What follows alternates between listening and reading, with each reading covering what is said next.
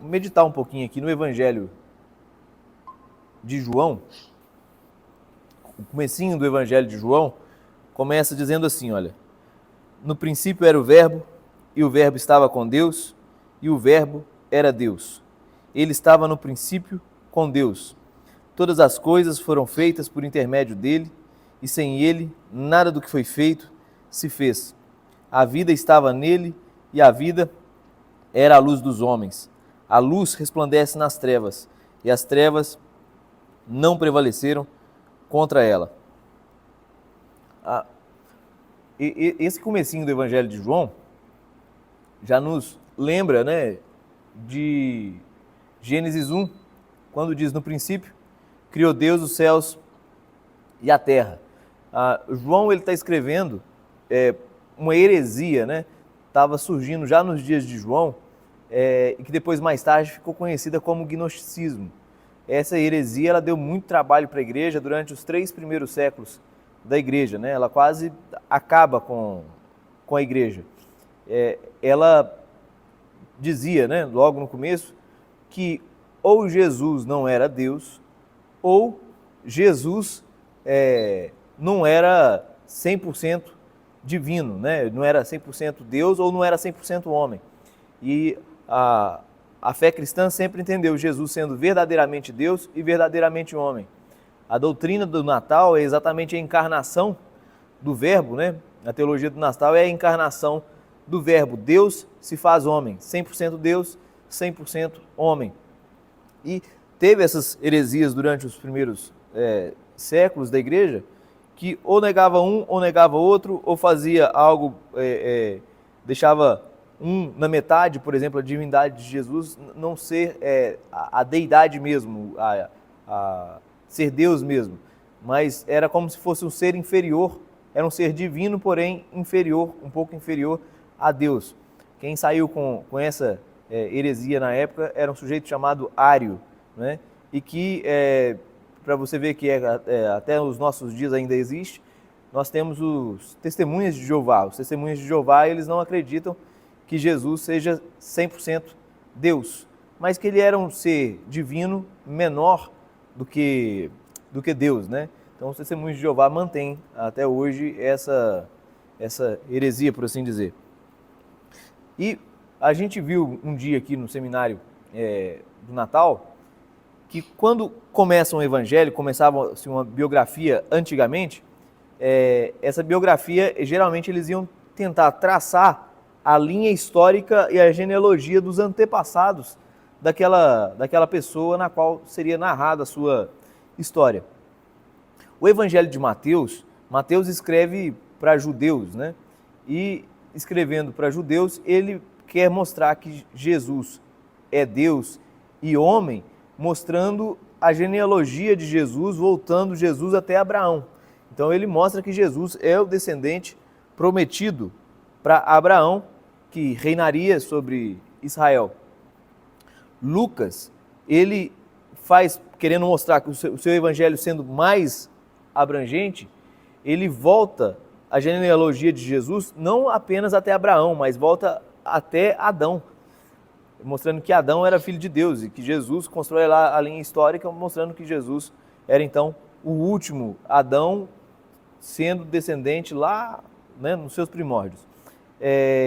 E Marcos, ele não faz, porque ele estava escrevendo para Romanos, ele não faz uma genealogia de Jesus, ele simplesmente coloca Jesus dando continuidade ao ministério de João Batista, que era o predecessor do Messias. Então, em Marcos, nós temos o retorno até João Batista, que foi o último profeta do Velho Testamento. Em Mateus, nós temos o retorno até Abraão. Em Lucas, até Adão.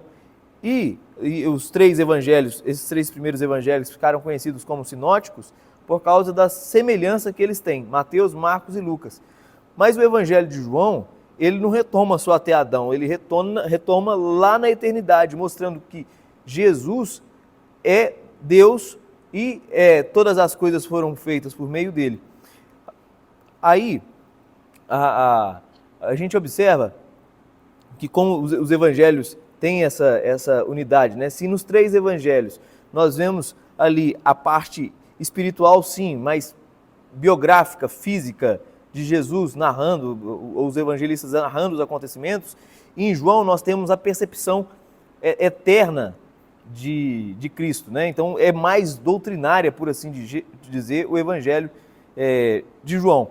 E aí ele retoma aqui a ideia de Gênesis 1, dizendo, olha, no princípio era o verbo estava com Deus e o verbo era Deus. Verbo aqui é a palavra grega para logos. E os filósofos antigos, né, eles começaram a procurar o logos, o sentido o logos significa mais ou menos sentido, ou pode ser verbo também, né? E eles procurando o logos, qual era o sentido da existência, saiu uma vez um tal de Parmênides, que era um filósofo, e ele falou assim, olha, você nunca entra no mesmo rio duas vezes, porque se você entrou no rio, saiu, quando você entrar no rio de novo, já não há mais o mesmo rio, porque aquelas águas já foram, já andaram, né? Então não é o mesmo rio. E aí ele fala assim, mas o que é então que faz a gente saber que aquele rio é rio e que ele a gente consegue conhecer aquele rio, mesmo as águas já não sendo mais a mesma. E a resposta do Parmênides era o seguinte, é por causa do logos, o verbo, o sentido.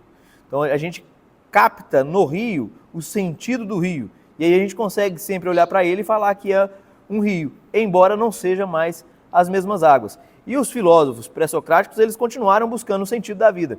Platão também, da mesma forma, quando Platão chega a acreditar que chegaria um dia, Platão acreditava numa divindade, porém ele não conseguia definir quem essa divindade era.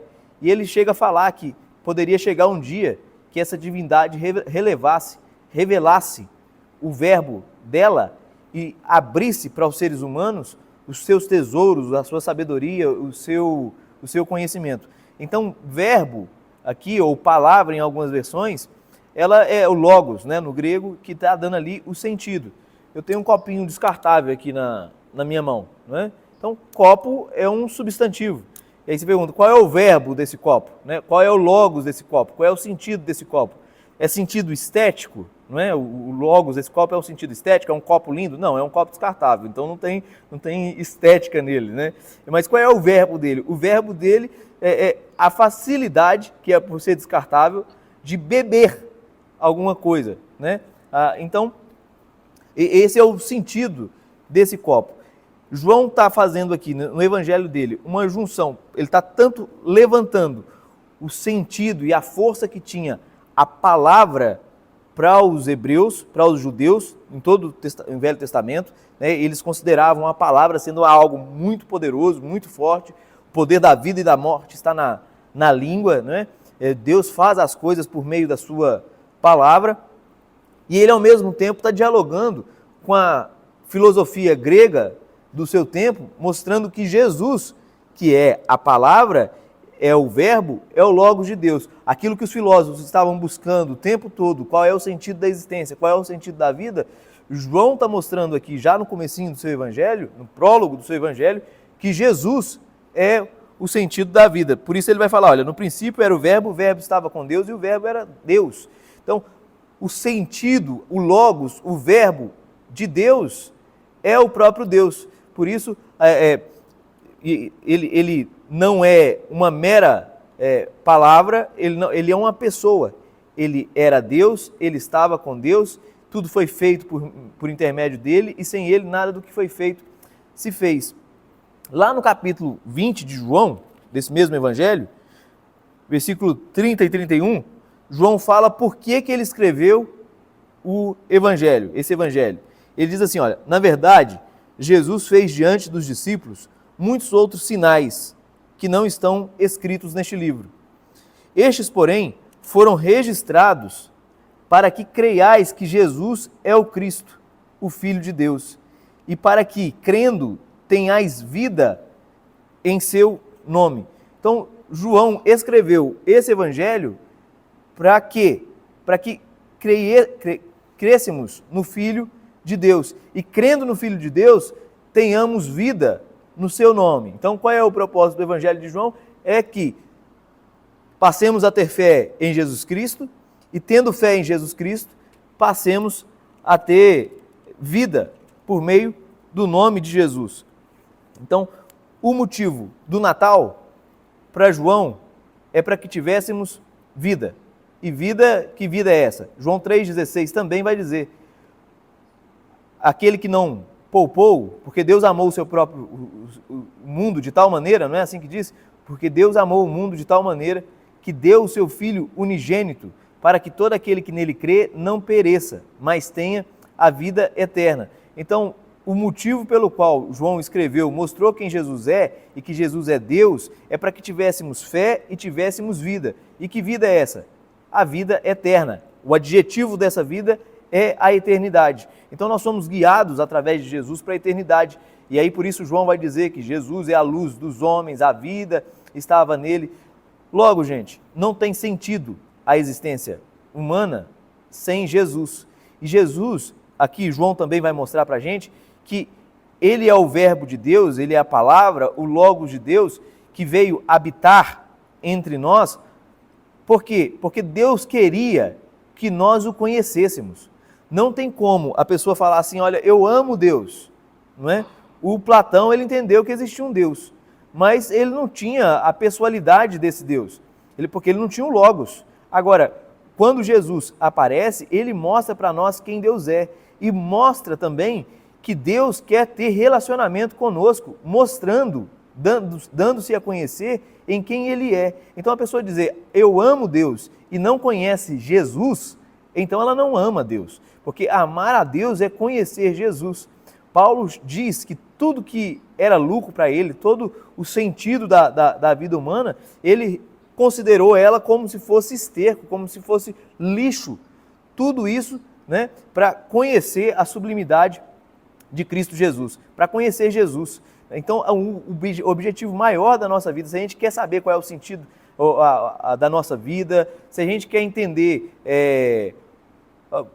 ter alegria dentro do peito, se a gente quiser ter paz, se a gente quiser buscar assim, algo que nos dê segurança sólido, é só em Jesus, não tem outro, né?